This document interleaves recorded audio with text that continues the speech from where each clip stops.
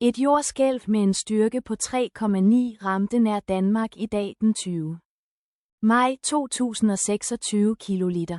16:16 lokal tid eller den 20. maj 2026 kiloliter. 14:14 UTC. Som rapporteret af EMSC på sin hjemmeside, var jordskælvet lokaliseret i en meget lav dybde på 10,0 km under overfladen. På koordinaterne breddegrad 55,454 og længdegrad 12,599. Jordskælvets nøjagtige størrelse, epicenter og dybde kan blive revideret inden for de næste par timer eller minutter.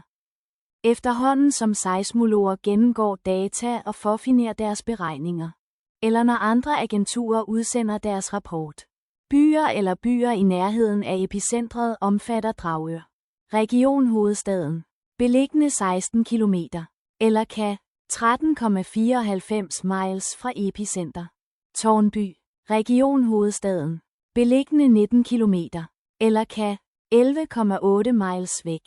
Kastrup, Region Hovedstaden, beliggende 21 km, eller kan 13,0 miles væk. Sundbyerne, Region 26 km væk, eller kan. Den anbefalede fremgangsmåde er at være opmærksom på eventuelle efterskælv, der kan opstå.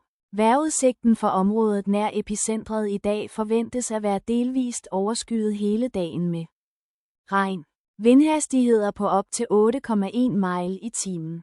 Fra sydøst lad os bede om, at dette jordskælv ikke vil have en større indvirkning på vores brødre og søstre der.